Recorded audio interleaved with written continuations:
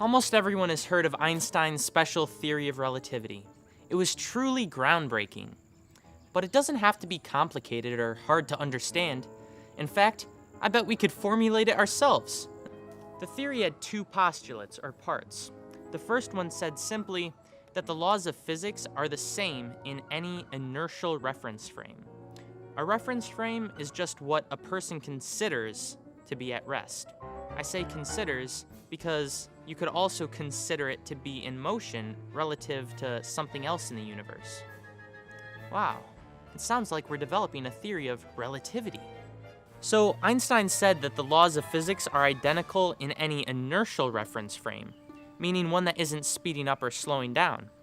But why does the speed have to be constant? Well, that's easy to prove. Just sit in a chair, grab a bowl of popcorn, place it in front of you, sit back, and watch how the laws of physics behave.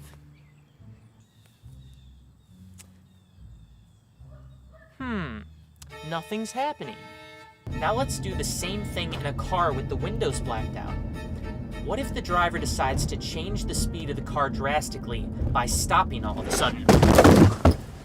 All of a sudden, the laws of physics seem to act a bit differently. But if the car travels at a nice constant speed, then the exact same thing happens as when I was just sitting on the Earth. Nothing. In both the reference frame of the Earth and the car, the popcorn doesn't move. Both the Earth and car were moving at different speeds, but as far as I could tell, the laws of physics acted exactly the same. Thus, we can conclude the same thing would have happened in any frame of reference that was also moving at a constant speed, and none of them would have been any less valid than any of the others. So there you have it. We just proved the first postulate. The second postulate says that light travels at a constant speed in a vacuum regardless of the speed of the source of the light.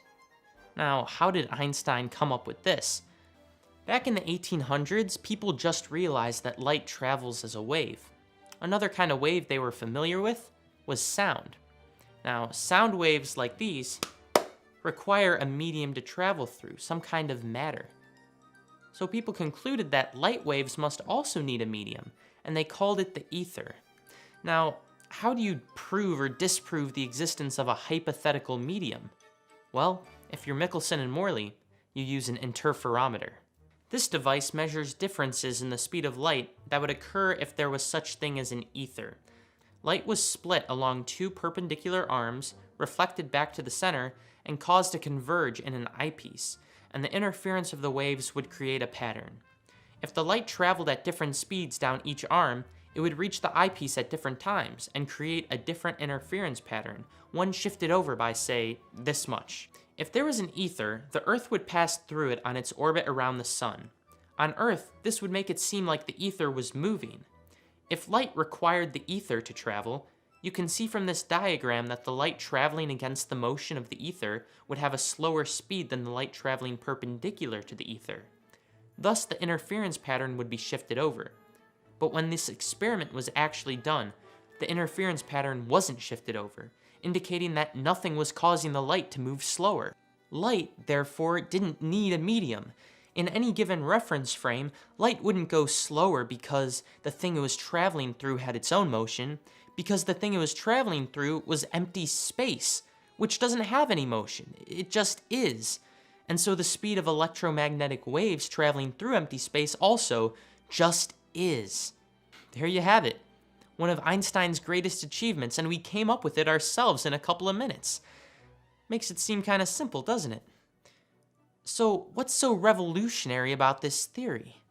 Well, one of the strangest phenomena that special relativity predicts is something called time dilation. You've probably heard this somewhere before. If someone were to leave the reference frame of the Earth and enter a reference frame moving very, very fast relative to Earth, then that person would return after what Earthlings considered to be 30 years, while the space traveler would only have felt 1 year go by. Using special relativity, we can answer the question, why does someone who travels very fast compared to the Earth experience time more slowly than people who stay on Earth? It's all based on the equation speed equals distance over time. When we use this equation to describe light, the speed of light is constant as long as you are measuring it from a reference frame moving at a constant velocity, such as Earth. The distance in this equation has to be the distance traveled by light, but that doesn't mean we can't use it to describe any matter in the universe. All the chemical processes that cause matter to change and the human body to think, to breathe, and age happen on a cellular level, a molecular level, an atomic level, and ultimately a quantum level, where everything is the result of forces carried out by photons, gravitons, and other fundamental particles which move at the speed of light. So, for any bodily activity to occur on Earth, the photons in your body need to travel a certain, very tiny distance, and since the speed of light is 670 million miles per hour, this distance is traveled, and the activity happens, in an extremely short amount of time. Think of a photon like a car traveling at 120 miles per hour just to get next door. It's gonna take a very short amount of time. But when your body moves really, really, really fast compared to Earth, much closer to the speed of light, then your photons have to travel a much larger distance for those same bodily activities to occur. Since the speed of the photons and fundamental particles is constant, but they need to cover a much larger distance, they will have to do it in a much longer time.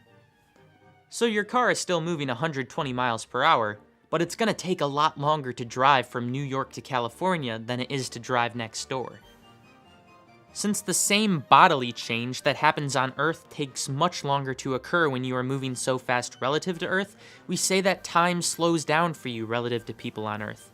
But you wouldn't notice a difference because your perception and everything traveling with you on the spaceship also rely on the behavior of light speed particles and would have to slow down just as much as your body's aging process. So the relativity of time is a natural conclusion if you just combine the speed equation with the fact that light travels with a constant speed. It just isn't a natural conclusion from our experience on Earth, where currently there aren't a whole lot of near light speed travel options available. But one day they might be, and when that day comes, it'll be thanks to Einstein's incredible understanding of how the universe works, despite never taking a step off the Earth, that we'll know exactly what to expect.